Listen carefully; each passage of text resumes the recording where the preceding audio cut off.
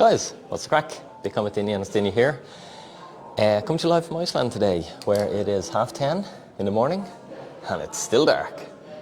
I call this, I've christened it the lion capital of the world. Not good for someone like me who sometimes gets up at 4 a.m. It's pretty dark for a while.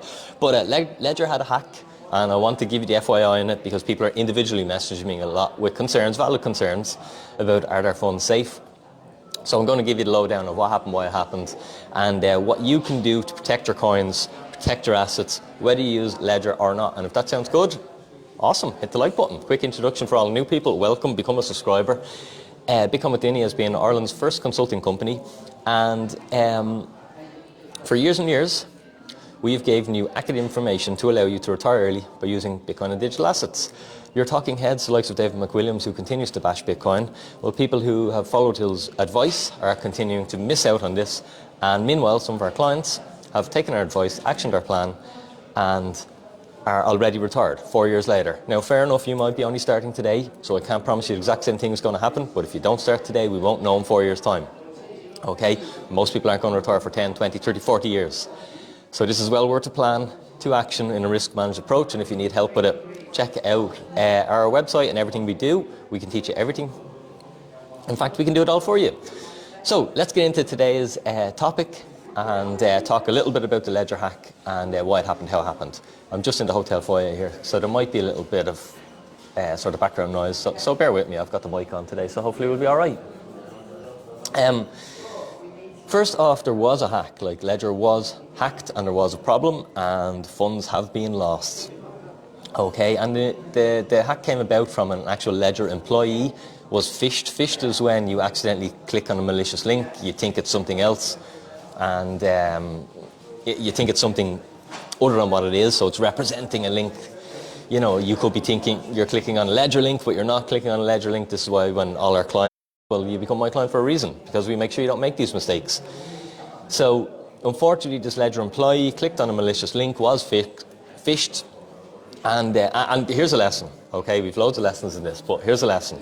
If a Ledger employee, someone whose job it is to work for a company who focuses on the security, digital security, sorry there, my internet glitched for a second. Oh yeah, there we go, we're back. But if a Ledger employee got hacked, like, what hope have you got? You haven't a clue. You know, this is a parent expert. So this is the problem with it. People are going to try and take your funds from you, and they're going to take most people's funds, and unfortunately I'm on the receiving end of this, because a lot of people only come to me after they've lost 5, 10, 15, 20, 25, 30, 45, 50, 55, 60, 100, 200, 300,000. Then they come looking for Dinny's help, and it's always too late. Don't be that person, get it before. Okay? So the employee was phished, and the hacker gained access to, I think, the GitHub, which had the Ledger specific code, and was able to implement the bug into the system and withdraw funds. Now, the good thing about this is it only affects DeFi, okay, decentralized finance, which is a new space that's been constantly innovated, and these things will happen, so they're just part of the growing pains. And I think, like, hacks are good because it shows you where the vulnerabilities are so that we can fix them to allow this thing to scale globally, because it can't scale globally until all these problems are fixed. So it's just part of the process, it's part of the journey as I see it. But as I teach all our clients, and I'll teach you today in case you're not aware of this, if you're going to get involved in, you know, you'll hear me call them shitcoins, okay, or altcoins, okay, or anything other than Bitcoin. If you're going to get involved in things like that, keep it separate from your actual Bitcoin pension. Don't put it on the same wallet, because with shitcoins and with free airdrops comes malware and scams and bugs and tracking software, and you're bringing all that stuff onto your laptop, onto your Bitcoin wallet, onto your early retirement portfolio. You're associating it with all that nonsense to get some free airdrop that's likely just a scam. So separate them. Your Bitcoin is your retirement. It's the most precious piece of property that you own. You just don't realize it yet, okay? But you will. So keep it secure, keep it safe, and separate it from the nonsense, separate it from the gambling, okay? So that's my first piece of advice. Separate your wallets, and then you have nothing to worry about. So all our clients who would have taken our advice, you have nothing to worry about. Your coins are safe, your coins are secure. If you are using DeFi, the advice is don't use it. Don't connect your wallet to DeFi. Don't, you know, connect your wallet to your MetaMask. Don't connect your wallet to your Sushi Swap. Just let all this stuff be sorted out. First of all, when it comes to, and I think that's the biggest lesson, is to, if you're going to like separate the two, so have your Bitcoin separate and have your altcoin separate if you're going to choose to go into that world. Now, for 99% of people who are watching my content, you just don't have time for trading and you aren't into losing your money, so you probably don't have any interest in that, so probably this doesn't concern you, and your coins are safe if you have them on your wallet. Now, are Ledger the best company in crypto going forward? Well, they have a couple of things going for them. They're the biggest company, okay, and I don't work for them, and I have no allegiance to them, but I'll just give you sort of my experience and what I think. So they're currently the biggest company by an order of magnitude in the space. So they've got the biggest army of employees for the security. It's the most sold product that's available today. And currently no Ledger wallet has been hacked for private keys being extracted from it. However, have they made mistakes? Big time they have. They had the data breach in 2021 where people's personal data was breached, and this is another breach. So again, I suppose growing pains. Are Trezor better? Trezor have their own difficulties. You know, you can hack a Trezor in under 30 seconds. The right person can.